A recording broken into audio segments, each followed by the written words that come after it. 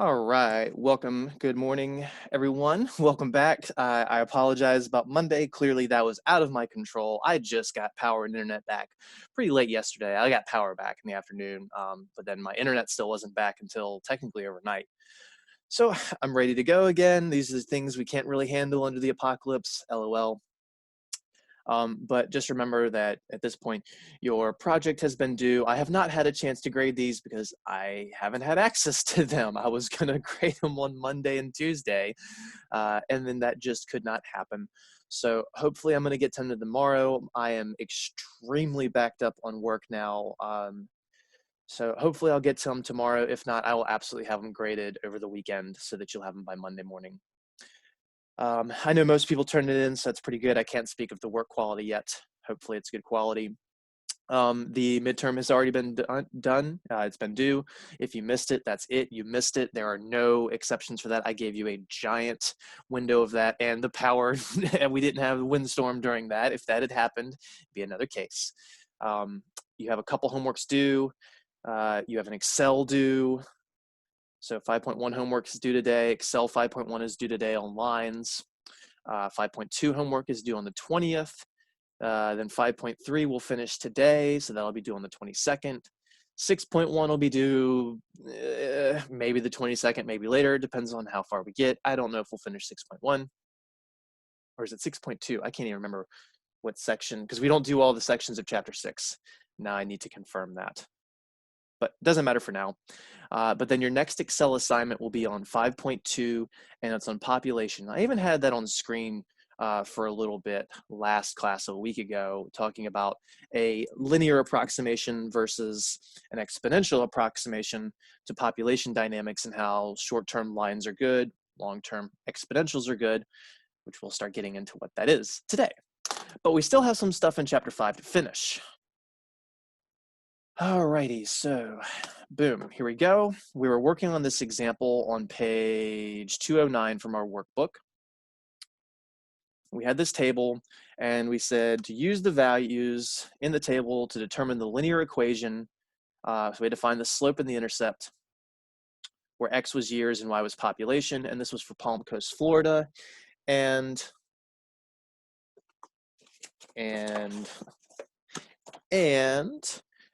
we ended up using the numbers for Palm Coast are right here. So we ended up using the 49,000, the 95,000, along with the years of 2000 and 2010. I can't click that, unfortunately.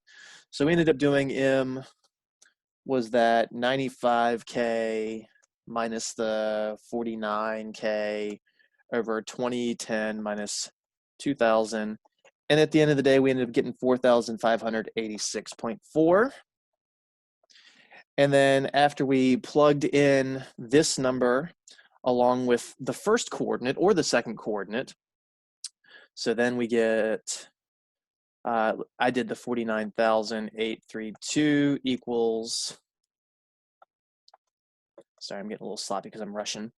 The M, which was 4,586.4 times the X, which was 2000, plus the B. When we did our algebra there, we found that the B was negative 9,122,968, which made no sense. Now, just because it makes no sense doesn't make the model bad everywhere. It just means you probably shouldn't be going that far back in time. But then our equation was the slope, so 4,586.4 X, then minus the 9.1 million. That was our model. So we already did that. We did the interpreting of the slope and the intercepts. So we're not going to do that again. But now we're going to move on. Oh, that's right, I can't scroll this way. I wish this was a Word file. So again, that work went with number 1. So just kind of hold on to these numbers, the 4,586.4 and the 9 million and some change. Please hold on to those. I'm going to scroll down and I'm going to rewrite them, in fact. Okay, so it's clear. Where's my doohickey? There we go. clear the screen. Now let's put annotate back on. So again, this was annotate on. It's not liking me today. 4586.4x, and then minus the 9,122,968.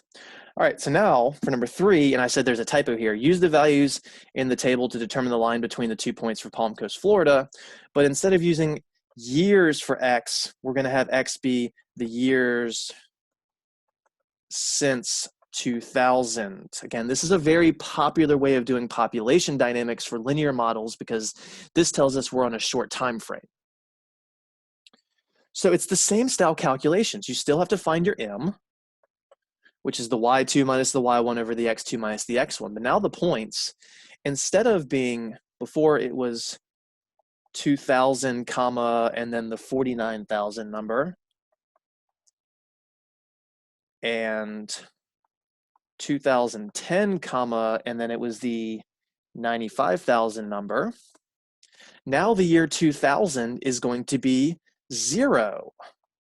And then that 49, I'll put the exact number up now, 832. And the year 2010, we're now going to represent as 10 because we're just using years since. It's a simple subtraction.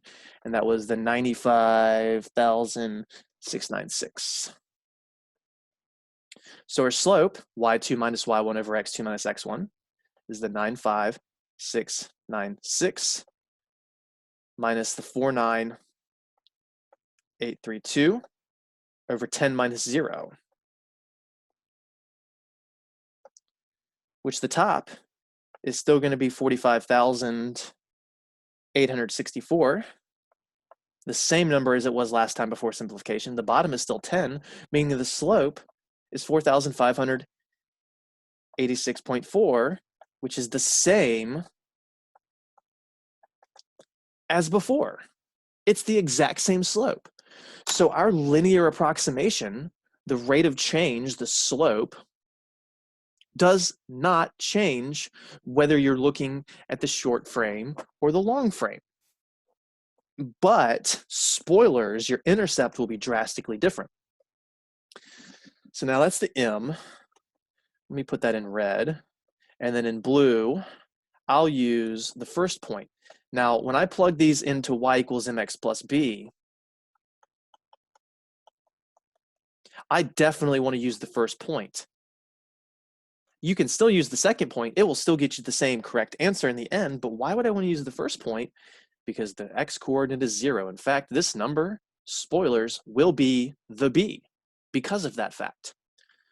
But let's see it happen. So y equals mx plus b. So I have my plus b down here at the end. In the blue, that's plugging in the y and the x. So that's 49,832. The m times x, so that's m times 0. Let me give myself a little more room, obviously. And the m, I wanted red. That's the 4,586.4.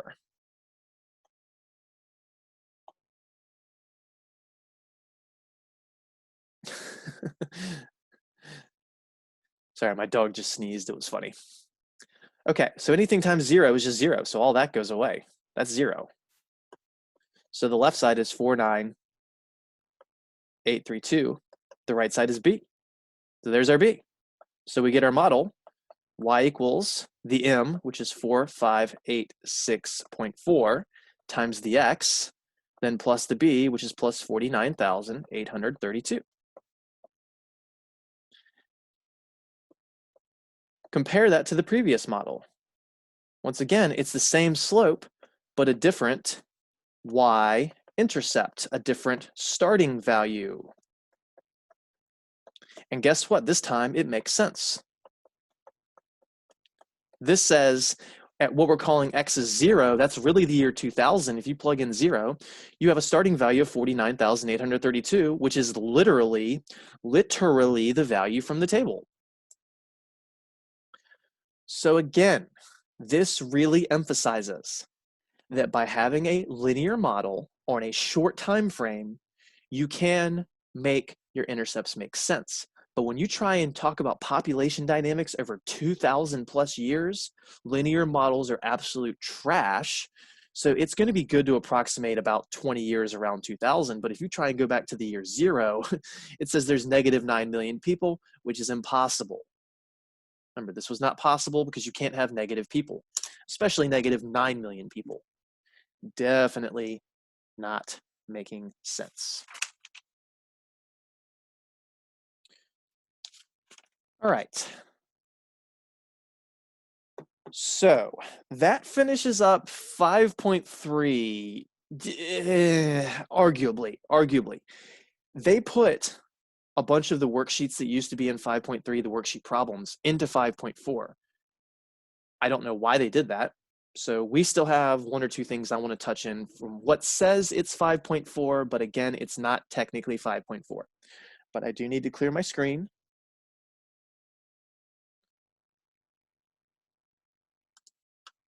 So that we can scroll down. So again, this says 5.4. I'm not going to ever do anything with statistics in here. But we still want to talk about this.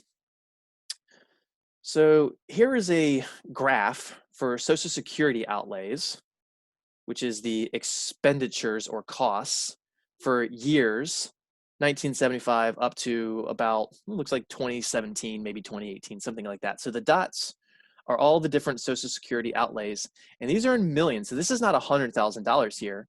This is $100,000 million. So attach 6 more zeros there. That's a really, really big number. I'm not even going to say what it is. I'm going to leave that as a quantitative exercise for you. But write out 100,000, attach 6 more zeros, and then figure out what that is. Is it millions? Is it billions? Is it trillions, maybe? All right. So in 1975, expenditures didn't look too bad compared to what they are now. But, you know, the value of a dollar was a lot different then. And it's slowly been going up, and I really can't expect Social Security to do anything but go up in terms of expenses. I mean, this isn't money that we're getting, this is money that our country is spending on Social Security every year. And then what Excel did, and I showed you how to do this in the last video a week ago, is you plot the points. So you have in Excel your inputs and your outputs, you highlight them along with the data labels that is, and then you insert a line graph. And they make this line, and then you display the equation. So that's that minus 4e plus 0.07, not 0.07, plus 0.07. That says that the decimal moves right 7 times. So that's really minus 40 million. And we definitely didn't have negative 40 million, millions of Social Security expenses in the year 0. Again, short-term data, long-term model, bad idea. But the data will be accurate, at least in this window, it looks like. Okay, so what are we doing here? The following gives the amount of money spent on Social Security in this country, specific year. They have a blank column for years since, probably because we're going to fill that out. And then Social Security outlays. They say to take the first and last data points. And they specifically give you the points. The first one, the last one, not 2020, because 2020 doesn't have a value yet because it hadn't happened yet. Still hasn't completely happened. And to compute the slope accurate to 1 decimal place, interpret as a rate.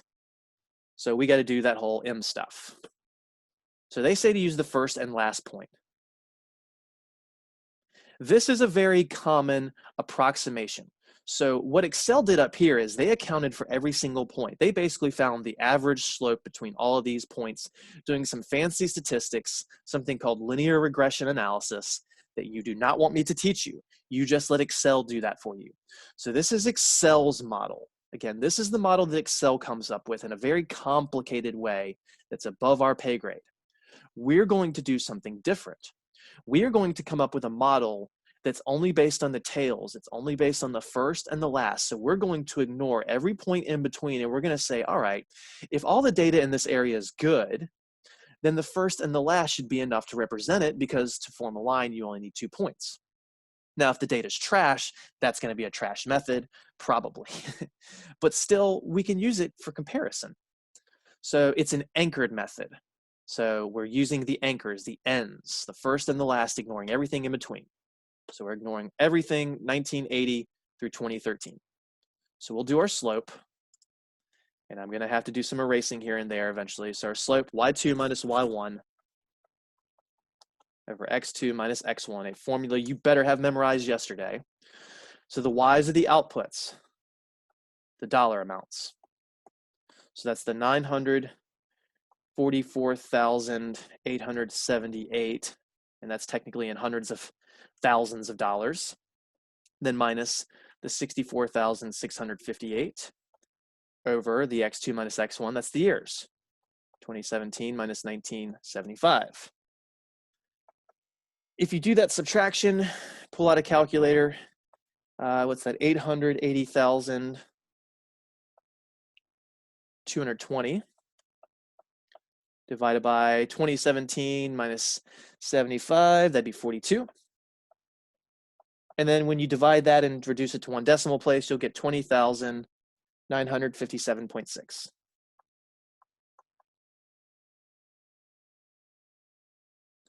And then we have to do the interpretation as a rate of something per something. We did this like 7 times last class, between the last 2 classes. So it's the output, which is the Social Security outlays. And then we say are changing, or specifically are increasing by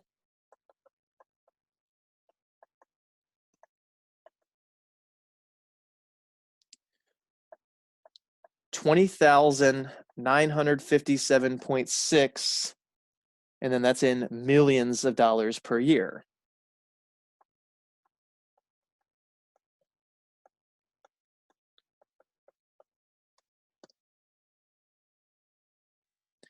Now, someone might say you should only say since 1975 in that sentence.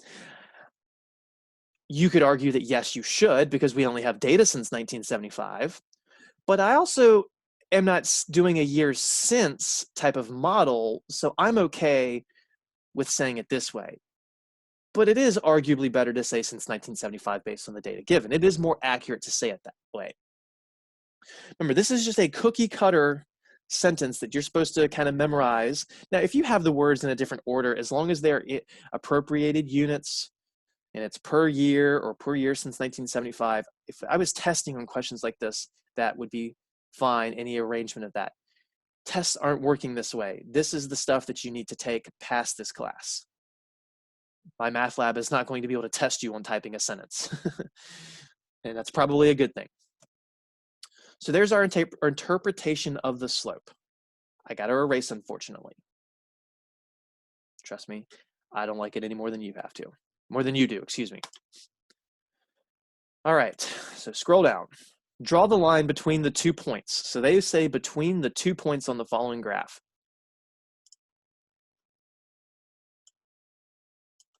Between the 2 points. Wait a minute, you didn't give me 2 points. You gave me 1, 2, 3, 4, 5, 6, 7, 8, 9, 10 points. How am I supposed to draw a line between the 2 points if I give you 10 points?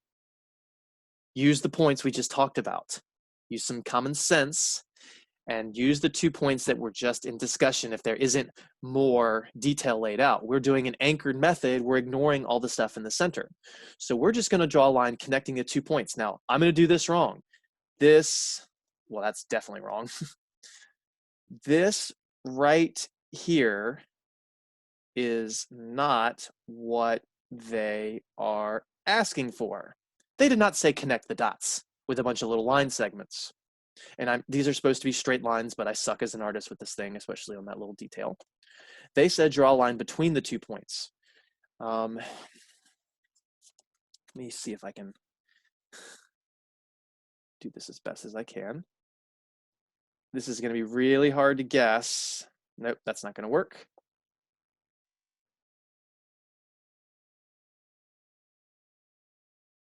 Nope, that's still bad. This might take me 3 or 4 tries because I'm trying to use a straight edge, but I can't actually tell where it's going to point me. That was better. We're almost there.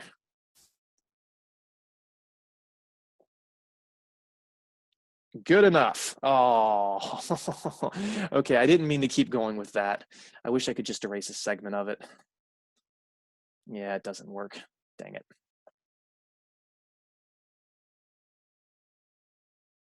Please be good. Please be good. Good enough. That shouldn't be that hard. So that is the line connecting the 2 points. And it says my internet connection is unstable. I hope I don't lose y'all. All right. Let the frustration out. Positive thinking.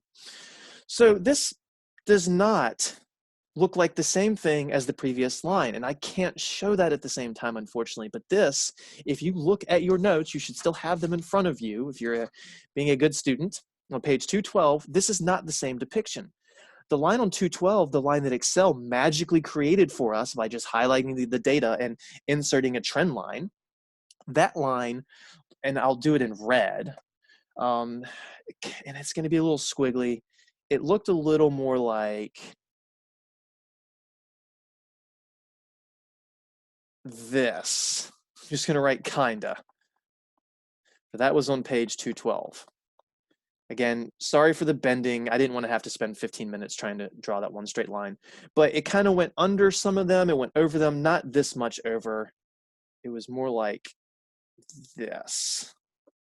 So ignore that little section. That looks a little better. So the black one is our anchored approach. The one Excel gave us is what we call a line of best fit. Again, the line of best fit accounts for all points. Our anchored method only accounts for the endpoints.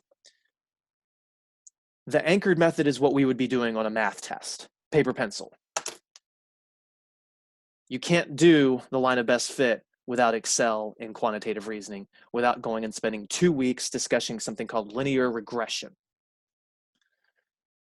All right, so there is our line, and it only goes through 2 of the points. The rest of them in the middle are not that accurate. They're kind of a little further off than the red one, but that doesn't mean that it's always a worse estimate, because these are both just estimates, and one estimate might be better than another estimate for scenario A, and then it might be flip-flop for scenario B. So the next they say is to compute the equation of the line y equals mx plus b by plugging in a point and a slope and solving for b. So again, we're using the anchored method. We can only use the first or last.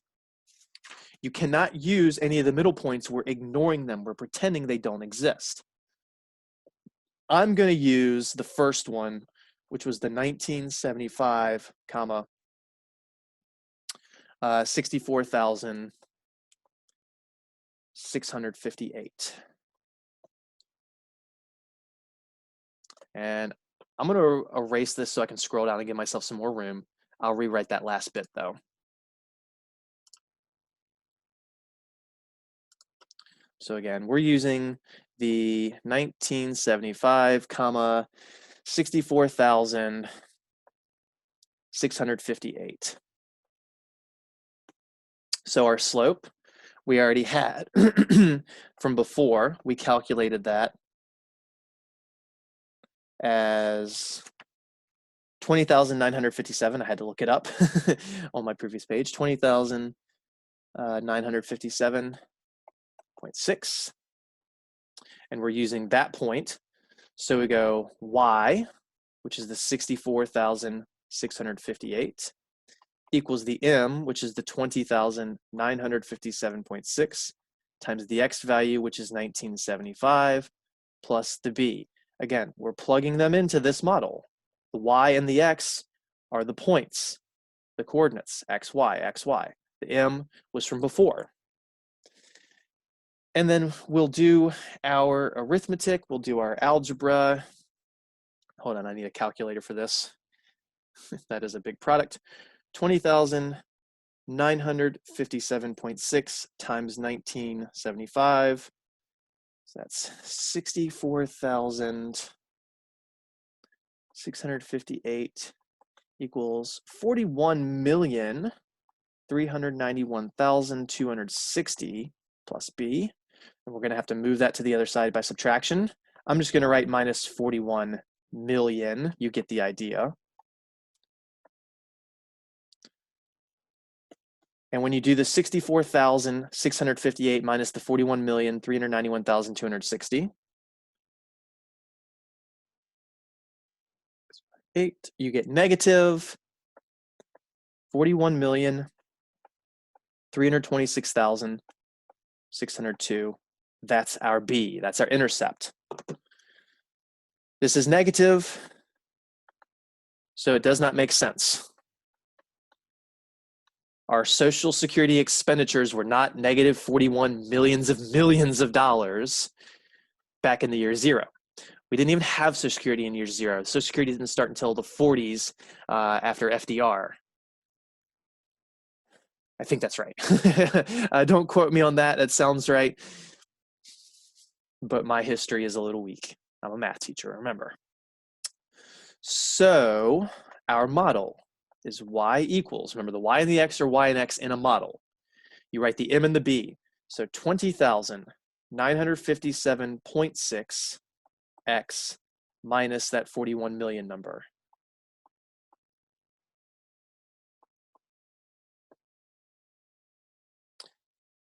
The slope makes sense. The fact that Social Security is going up 20,000 millions of dollars every year, that makes sense.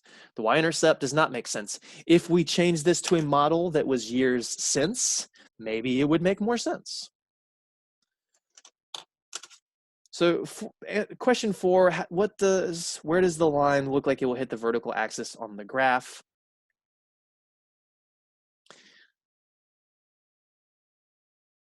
You might say it looks like it hits right here, and that's wrong. That's not where it hits because that's not the vertical axis. Your real graph, and we had this issue before, 1975 is way over here if this is year 0, and then years 2000. And then the values, I'm not even going to put the numbers up there. That was the 64K, and then that was some other number. That line really goes way down here. This number down here is that negative 41 million value. So where does the line look like it'll hit the vertical axis on the graph? At about negative 41 million. What year does this correspond to? Year 0. How does this relate to the value of B? It is the B. And it doesn't make sense, as we already said.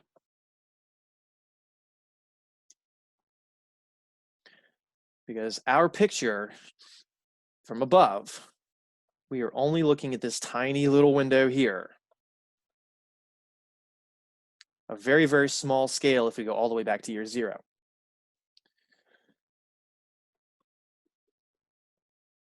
So, because the intercept doesn't make sense, let's make a model where it could make sense. Let's change this to a years since style model. So let's clear the screen, scroll down. All right, so now we're going to fill in the years since. So this will be super quick. 1975, how many years has that been since 1975? 0 years. 1980 is 5 years. 85 is 10 years since. 90 is 15 years since. 20, 25, 30, 35, 40, right? Because you just get into the pattern of things. Nope. Notice that's 2013. Be careful. Lots of students would make a mistake here. That's just 3 more years, so 38. Then another 4 more years, so that's 42. Then another 3 more years, which is 45, which we don't even really have a point there. This is the last point. And then this is our first point. I'm going to do the work for 6 in the margin up here so I don't have to erase this again. So now we're going to do the equation using the first and last points. I really wish that they didn't tell us what points to use with the 0 and the 42 because that was the whole point of this part, but whatever. How does this differ from the answer we got in number 3? So I have to remind us what that was after the fact. So now we're doing a year since. We're calculating our slope. So M the y2 minus the y1. It's the same y values, 944,878 minus 64658 over the x values, which are 42 and 0. The differences end up being identical to last time, which is 880,220 over 42, which gets us 20,957.6 as our M, which is the exact same. So this is really emphasizing that slopes, when you change from a years to a years since model, it's unaffected. It's awesome. But it's the intercept that is affected. So let's do that over here. So going into y equals mx plus b, let's use the first point because it's got a 0. That's easier to plug in. Again, you can use the 42 and the 944,000, but your math's just going to be a little more of a pain in the butt. So the y value is the 64,658 equals the m, which was the 20,957.6. That is a 7. Times 0 plus b. Well, anything times 0 is 0. So 64658 is equal to b.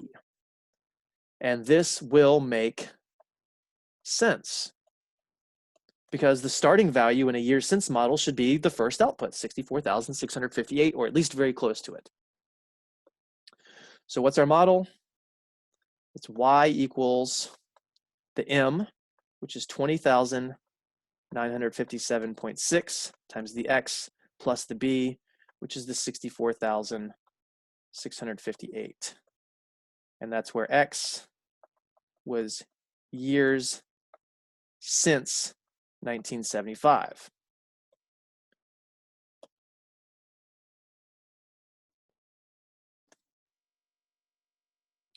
Before,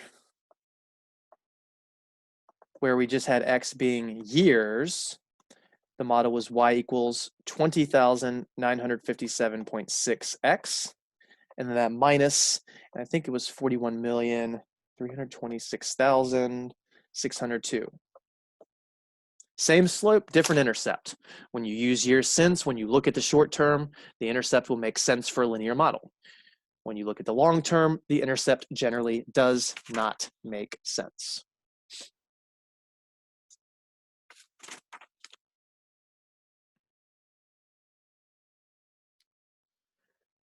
All right. We have lost a week and a half of time together, and that is extremely unfortunate. It is unfortunate because I really have to trim the fat of this course, and I've already done that. This course, I mean, we get like 80% of the material that I really think we should, but I mean, we just don't have enough time. We have too many things. We have Excel, we have group work, we have my math lab homework, we have projects, we have midterms, we have finals, and I don't get to dictate any of that. I have to give all those different assignments. This isn't me being mean and cruel. I have to give those things. It's state mandated. So I've already had to trim the fat a little bit, losing a week to, actually, we've lost 2 weeks. That's right. I forgot about that. So losing a week to the extra week in spring break from getting used to this, then losing a class because I got kicked out of my office, then losing a class because of the power outage. We've lost 2 weeks, got to trim the fat. So I'm going to be kind of accelerating through chapters 6, 7, and 9. There'll be some things we don't cover. The fact that I'm leading the group work instead of us doing most of it together, that alleviates some of the pressure. But point being, this next worksheet, which is on divorce rates, this is one of my favorite ones to do because it's a great mental thought exercise, especially dealing with how we as people have actually developed and changed over time, especially in the past half of a decade or more. So I'm just going to kind of give a quick synopsis of the important points and some things just related to real world information. So they have a table of divorce rates, and they have the rates listed 4 different ways. Divorces in the year per 1,000, marriages in the year per 1,000, and that's a population. Then divorces per 100 marriages in that year, then divorces per 1,000 marriages in the population. So these are 4 very different perspectives of looking at marriages or divorces as a rate. You also have just the number of marriages or divorces and the total cumulative up to that point, populations, years, all that stuff. So they say in the year 2004, use each of the four rates in a sentence. So the year 2004 is right here. I don't want to have to annotate and scroll and all that jazz. So you can say that there are 3.8 divorces in that year per 1,000 people in the population. And then it says there are 7.8 marriages in that year per 1,000 in the population. Then it says there's 48.7 divorces per 100 marriages in that year. And then it says that there's 19.3 divorces per 100,000 marriages. So the first two numbers are based on the total population. The third one is divorces based on number of marriages, and that's only occurring in that year. And then the last one is divorces per marriages in the population. And the point of this is, which of these rates do you feel is the best way to report divorce rates, and explain why? Well, I feel like divorce rates are best going to be compared to marriages. Why would you compare divorces to the total population? Because the total population has people that aren't married. People that aren't married maybe because they just haven't gotten married yet. People that have been divorced or widowed. Also people that aren't married and don't want to get married. Not everybody in the world wants to get married. Not everybody believes that you need a piece of paper to be happy and in a wonderful relationship. I know plenty of people that have been together for 20 plus years and perfectly happy, but they don't call themselves husband and wife. I also know plenty of people that have been married 20, 30, 40 years and they're happily married, and that's awesome. I'm just saying that marriage isn't necessary to make happiness. So that's why I wouldn't say we should compare divorces to the total population. We should compare them to marriages. So maybe divorces per marriage or divorces per marriage. One of these two seems like the best. Which rate seems to support the idea that half of all marriages end in divorce? So there's a very common phrase, and remember, just because it's said doesn't mean it's true. There are lots of false facts out there, especially relating to credit cards. I'll have my rant hopefully at the end of the semester on that one. So a lot of people like to say half of all marriages end in divorce. So which rate seems to support that idea? So again, just looking at the 2004 numbers, specifically, 3.8 out of 1,000. No, that's not a half. 7.8 out of 1,000. That's not a half. 48.7 out of 100. Ooh, 48.7 is about 50, and 50 out of 100 is a half. So this number seems to be the best. 18.3 out of 1,000. Again, nope, not even anywhere close to a half.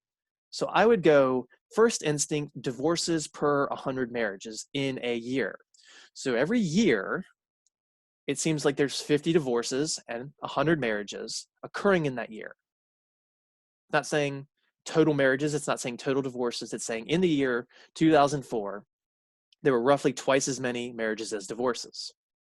You could also actually use the first two columns compared to each other. Divorces and marriages, if you compared these numbers, 3.8 is approximately 4, 7.8 is approximately 8, 4 is approximately half of 8, 50%, divorces, marriages, 50%. So you could say the third column by itself, divorces per 100 marriages, or comparing the ratio of divorces per 1,000 to marriages per 1,000, seem to support the idea that half of all marriages end in divorce.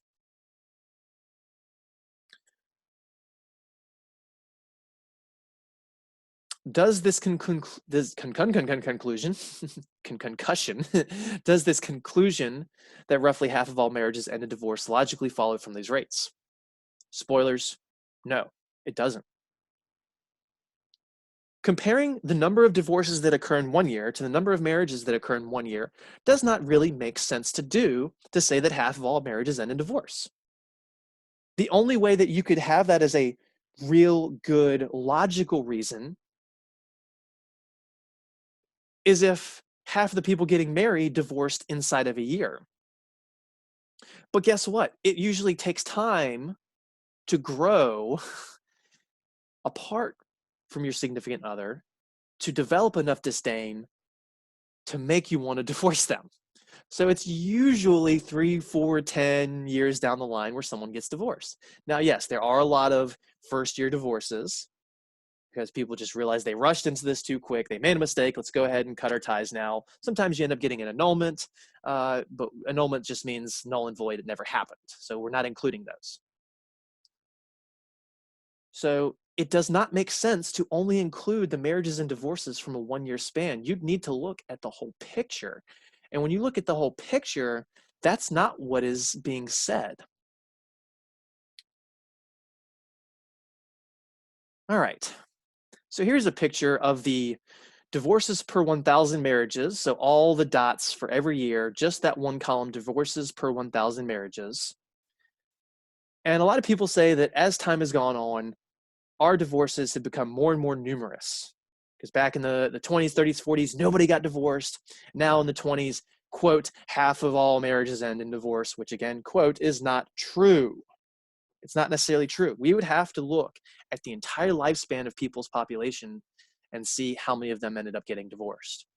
We can't even do it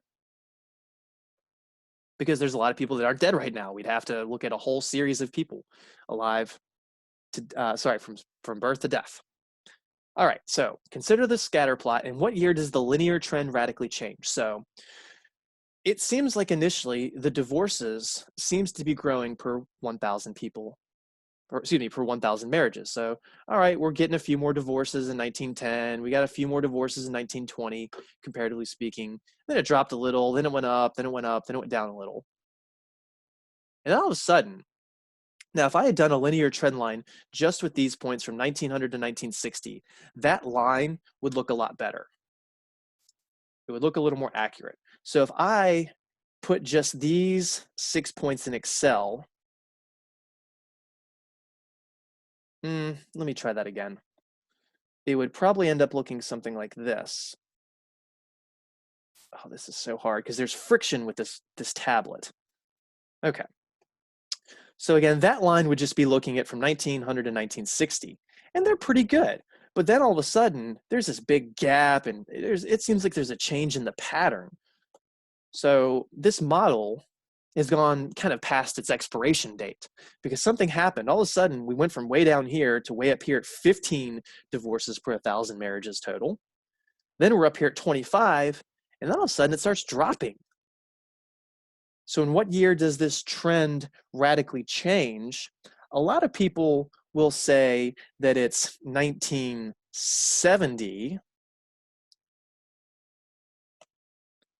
and a lot of people might say it's 1980. So it's one of those two. Well, in 1970, it was still going up, and the next one went up. But after 1980, it started going down. So I would say the trend changed in 1980. But I could understand if someone answered 1970 because of the big jump. So I would say that this point in 1970 is where that radical change was, especially considering that after that, everything is going down after that. So again, a lot of people seem to say that marriages and divorces, divorces and marriages are getting worse as a ratio over time. But actually the data says differently. From 1980, I wrote 70 there, didn't I? I think I even said it. In 1980, it started dropping. Why?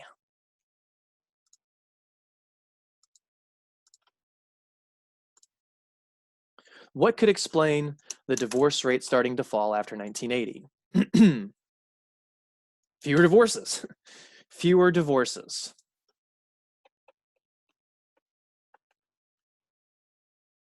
Because, well, several reasons. First of all, social stigma.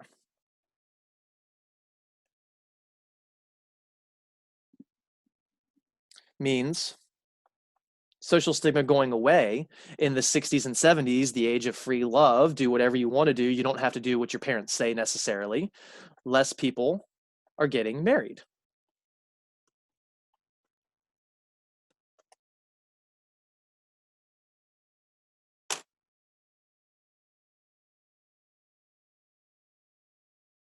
Hold on a second. Something's going on.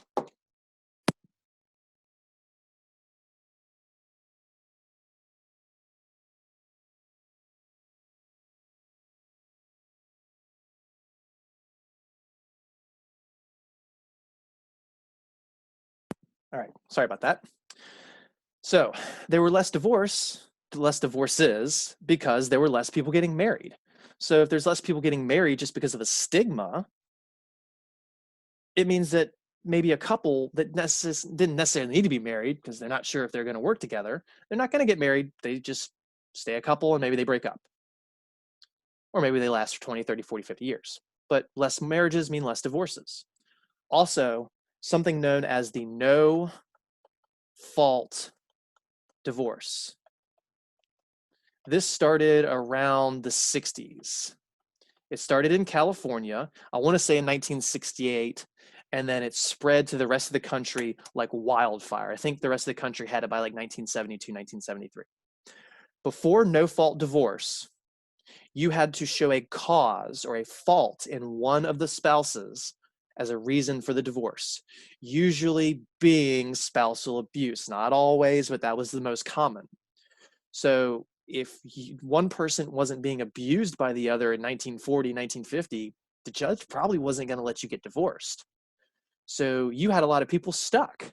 They couldn't get divorced. They legally weren't allowed to get divorced.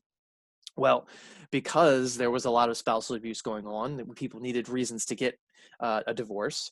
This happened, it spread, and now all of a sudden, the gates opened a massive flood. All of these people that had been stuck in a marriage were all of a sudden allowed to get a divorce, which I need to erase the screen so I can go back to the chart, which is why in 1970, just a little after 69, that's when the divorce rate spikes. It continues to spike because we're still filing all these divorces. It's spreading throughout the country.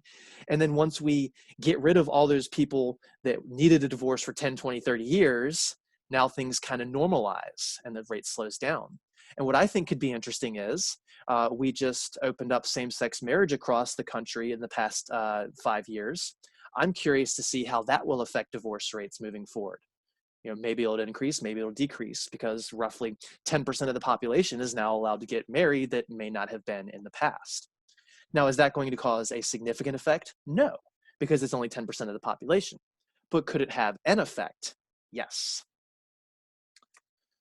So I just wanted to have a nice little rant session on that, because it's not just dealing with numbers, it's dealing with cause and effect of things in our life. And we're not going to do any of this stuff. That'll close out that one. So that is chapter 5. 5 is done, which puts us in chapter 6.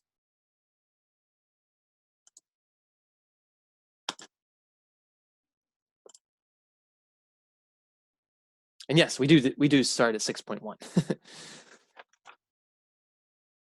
One of the chapters we cover like 8.2 and 8.4. I think chapter 7, we used to do 7.3. We skip a lot of sections in chapter 6, 7, and 9, as well as 8. Which in fact, we don't do chapter 7 anymore. So 6.1, constant percent change. I have alluded to this several times in the past chapter. Constant percent change, this is what we call exponential growth.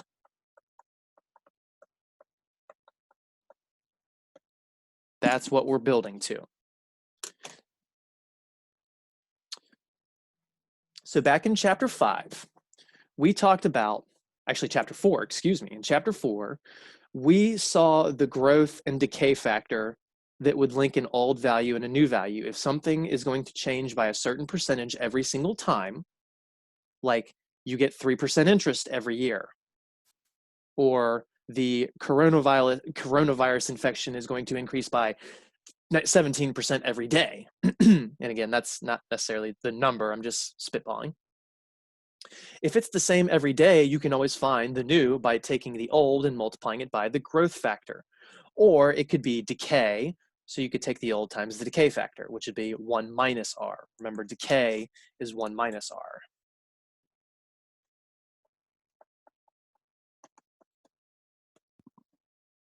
Where r is the decimal version of the percent. But this is only true for one small interval of time, typically a year, a month, or a day, or something else. It depends on the context of the problem. What if you want to find a new amount after several iterations of this?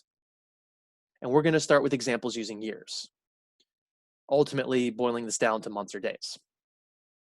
Using this to find how much you have at the end of year 3, you'd first have to calculate how much you have at the end of year 1, then you have to calculate at the end of year 2, then you have to calculate at the end of year 3. This is an iterative process. So to get year 5, you'd have to get year 2 based on year 1, then year 3 based on year 2, then year 4 based on year 3, then year 5 based on year 4. You can't just go straight to 5 necessarily without a formula, ...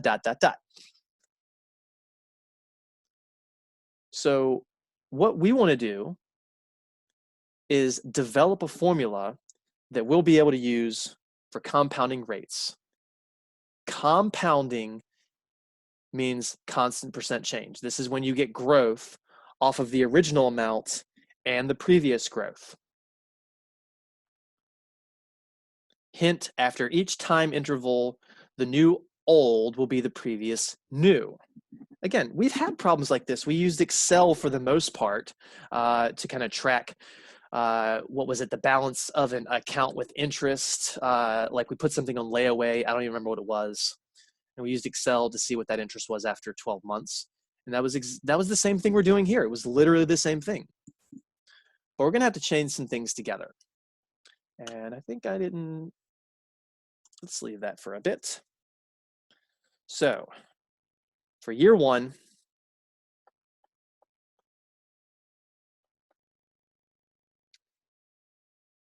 we just have the old amount.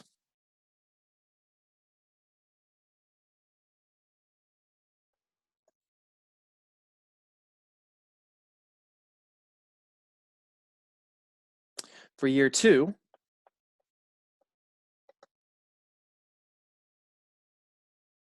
the new amount, actually, let's say year 1, I'm going to start this over. Hold on. I'm doing this in a calculus way, not a QR way. And it's just because I started at year 1 instead of year 0. Pardon me on that. So year 0, at the very beginning, after 0 years have passed, we have the old amount. We have the original amount.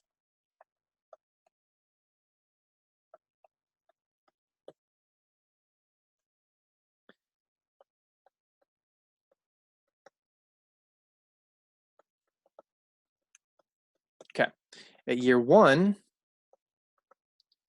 the new amount we have will be based on the old amount times the growth factor, which is 1 plus r.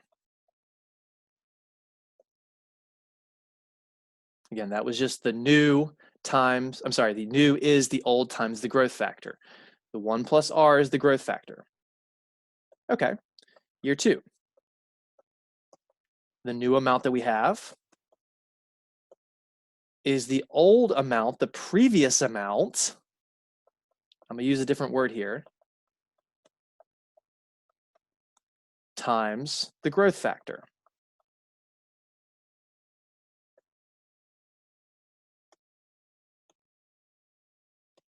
Now the previous amount here, what I mean is the previous amount from the previous year. So it was, well, what we called the new previously, but it was this. Those two things are equivalent.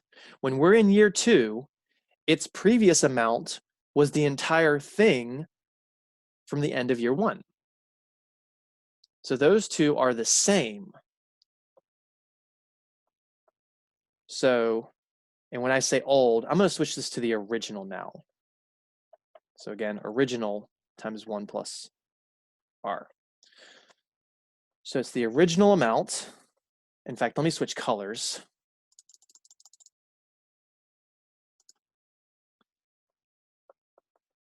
Times 1 plus r. So that's this.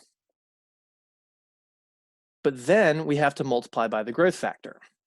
The growth factor being 1 plus r.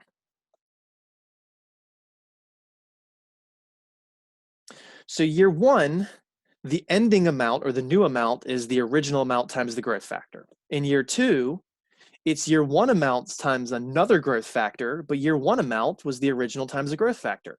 So there's 2 of these.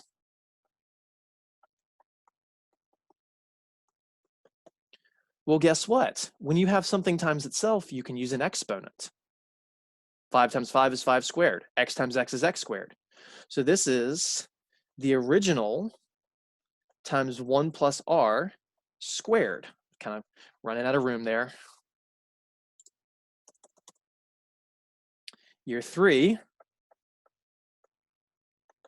the new amount, the amount at the end, is the previous amount times the growth factor. Every new year, we get an extra product of 1 plus r. That's what happens every year.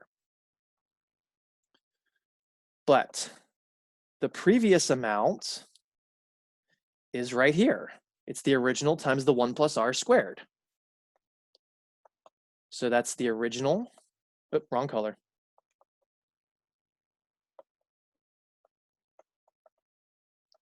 Times 1 plus r squared, then times the extra growth factor. Remember, there's an extra parentheses every year. Now there's 2 here and 1 here. X squared times x is x cubed. So this would just be the original amount times the parentheses cubed. Year 4, the new amount would be the previous amount times another growth factor. Well, the previous amount in year 4 is the ending amount in year 3. So that's the original times the 1 plus r cubed times the new growth factor of 1 plus r. Every single one of these 1 plus r's represents a year of growth. Something cubed times something to the fourth, times something to the first is something to the fourth. So that's the original times 1 plus r to the fourth. Do we see the pattern? Year 3, it's the original times the growth factor cubed. Year 4, it's the original times the growth factor to the 4th power.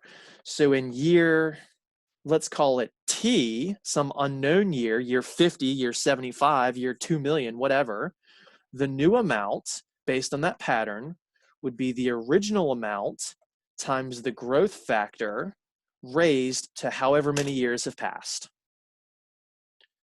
That, my friends, is quantitative reasoning, developing a formula based on a pattern. This is not a mathematical proof. This is a pattern proof. This is enough to warrant that it's accurate, and it is accurate.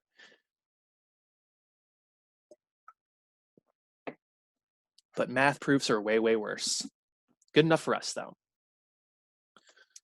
So once again, for any year,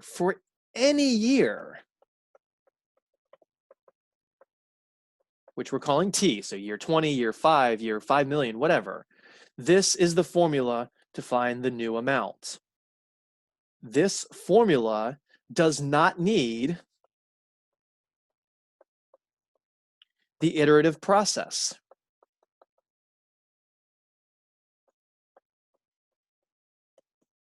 In other words, if I ask how much do you have at year 50, with this formula, I do not need to know year 1, year 2, year 5, year 10, year 23, year 27, year 39, year 49. I can go straight to year 50 as long as I know the original amount, the growth rate, which gives us the growth factor, and the amount of time going by. This is an exponential equation.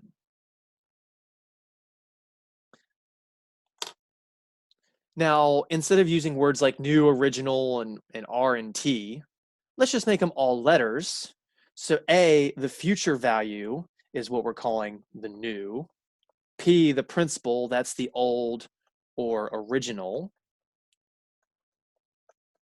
Your R is your annual interest rate. It has to be an annual interest rate. T is your time in years. And then this is literally the same formula, just not in words. The A is the new, the P is the original, 1 plus R raised to the T. This is the formula for compounding annually. This is when you have constant percent growth year over year. So if you have a savings account that gets you, say, 2% interest every year, you can use this formula to find that interest. If you have a loan that you're never paying, and you have 3% interest every year, then this would be a formula to calculate how much you owe 2 or 3 or 5 or 12 years later.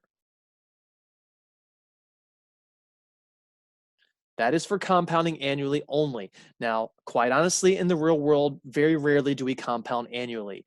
We usually compound daily or monthly. Those are the most common forms of compounding. It has a very similar formula that we'll develop next class.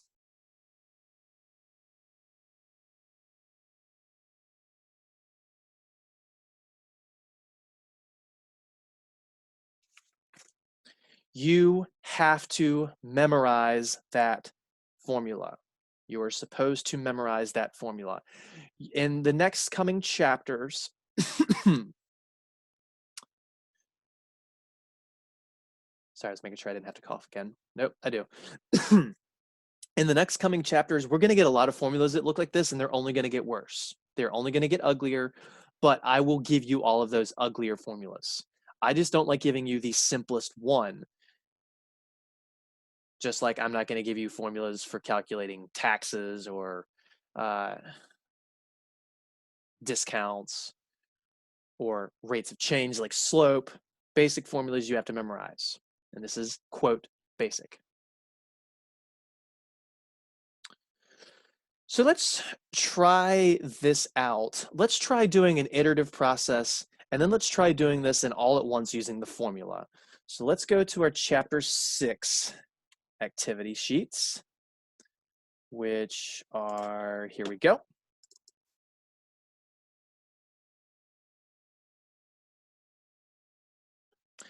So this is going to be iterative at first.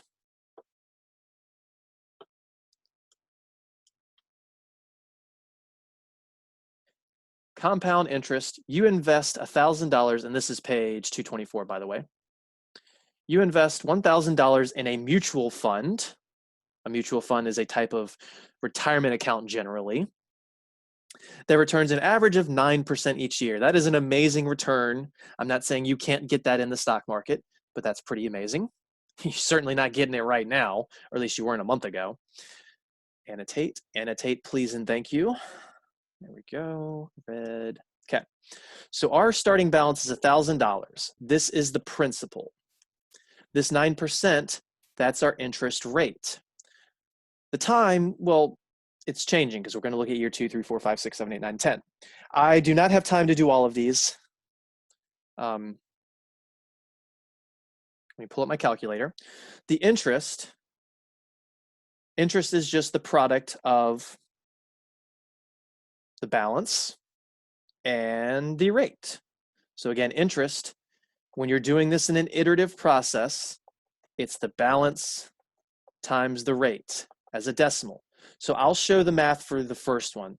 The interest would be $1,000 times 0.09. And that's $90. I did not write 9% here, it's $90. The interest rate is 9%. The interest is a dollar amount. How much do you end with? Well, you add them. The ending amount is the starting amount plus the interest. So it's the 1,000 plus the 90, which is 1,090. So $1,090.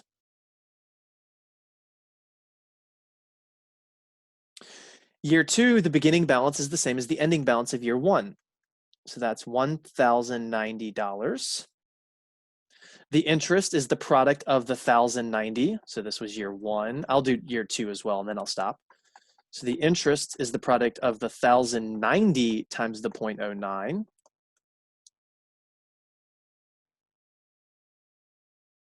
Which is $98.10.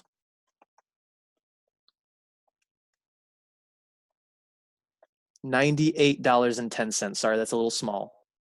Meaning the ending balance is what we had, which was 1090, plus what we gained, which was 98.10. And that's going to be 1188 and 10 cents.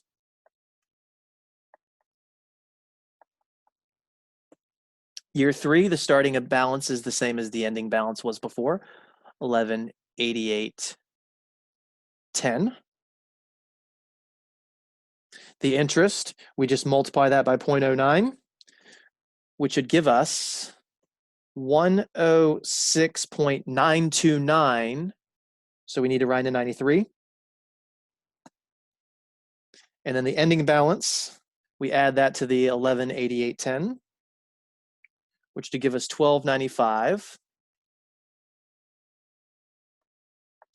and 3 cents. I'll do 2 more. Beginning balance is the same, 1295.03.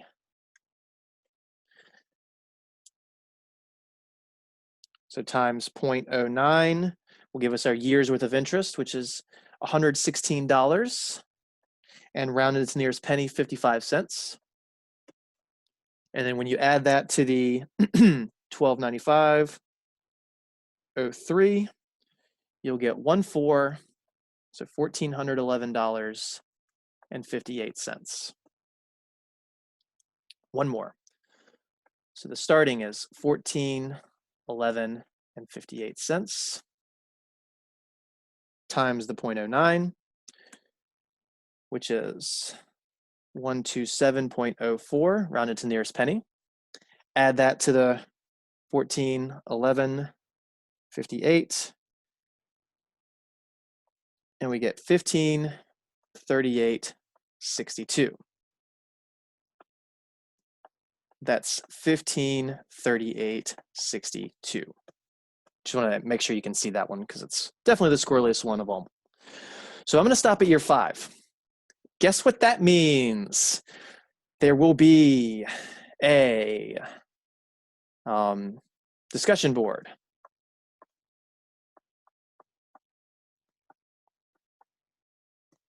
In Canvas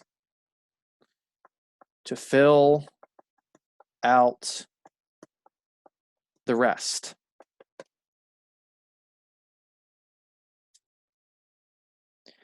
I want to see all the years 6 through 10. So please, when you log in, see if someone has done year 6. If they haven't, do year 6. Find the interest and the ending amount. Then someone is going to come in and they'll see the ending amount. They'll use that as their starting amount for year 7. They'll calculate the interest and the ending amount.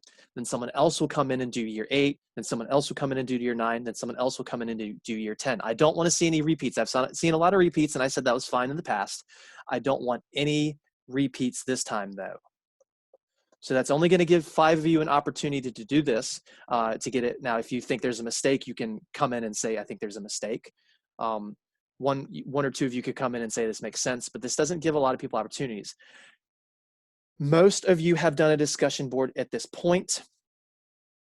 If you have not done one, you need to make this a priority. You need to get in there sooner than later. So if you have not done a discussion board post, you need to prioritize this. I will have it up by noon at the latest. I'm going to try and get it before noon, maybe 11:30, but I have a whole bunch of things to get done immediately after this class. So I will at least give you a ballpark number for the answer here. Ballpark. It's about 2,300 and some change. So if that number is 2,200, something's gone wrong. If it's 2,400, something's gone wrong. It's 2,300, but you got to fill out the rest of it.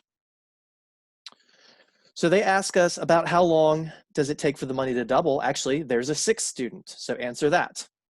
About how long does it take for the money to double? It will be in here somewhere. I mean, the 10th year, it's 2,000 something. We started with 1,000, so it's definitely before year 10.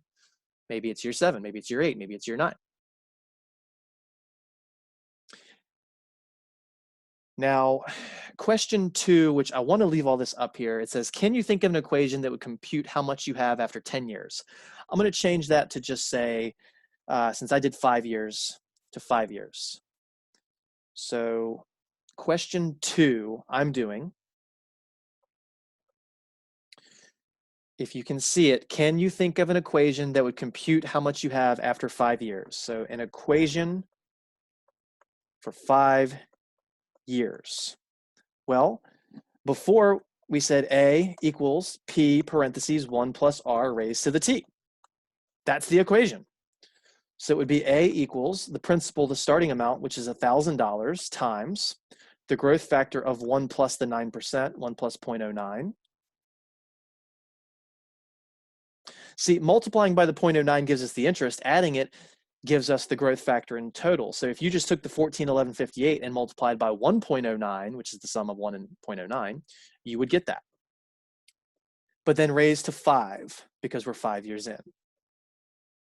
So this right here should give us exactly what we have at the end of year 5, but without having to do it iteratively. New share. Did I leave my calculator open? I did not. We're still on the screen though. Calculator, here we go.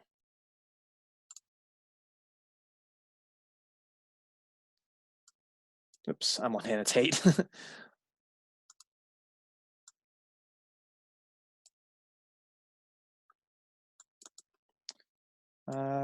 There we go.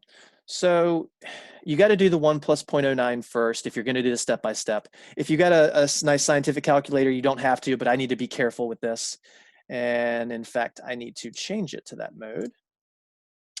So the 1 plus 0.09 is 1.09. Then I'm going to raise that, so that's the exponent button. No, it's not actually. That's exponential. I'm sorry, that's scientific notation. It's this thing, 1.09 raised to the 5th power.